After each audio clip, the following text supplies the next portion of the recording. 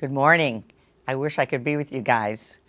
I really appreciate all that you do, and I want to say a special thank you to Alan Walkendorfer, your great Director of Public Policy for NASW-Michigan, and to all your board and staff, to our great schools of social work and everybody who's involved right now in studying social work. I really do want to thank you for all of your hard work to advance the profession of social work and to achieve social justice.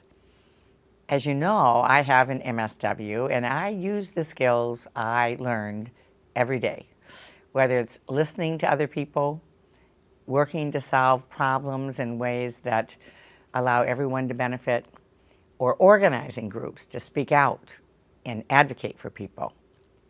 These are the exact same skills that will serve you well in advocacy.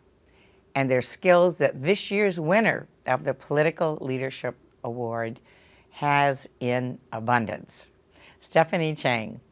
Stephanie holds many titles: advocate, activist, community organizer, mom, and state representative.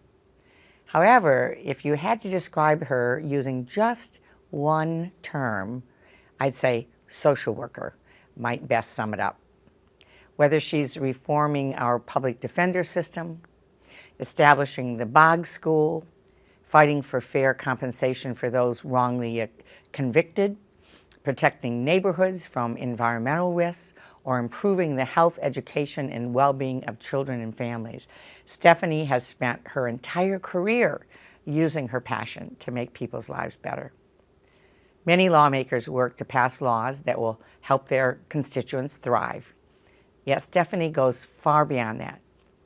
At the Mary Turner Advocacy Center, Stephanie helps people with tax foreclosures, financial literacy, utility shutoffs. It's going above and beyond for a state representative, but just another day on the job for a social worker.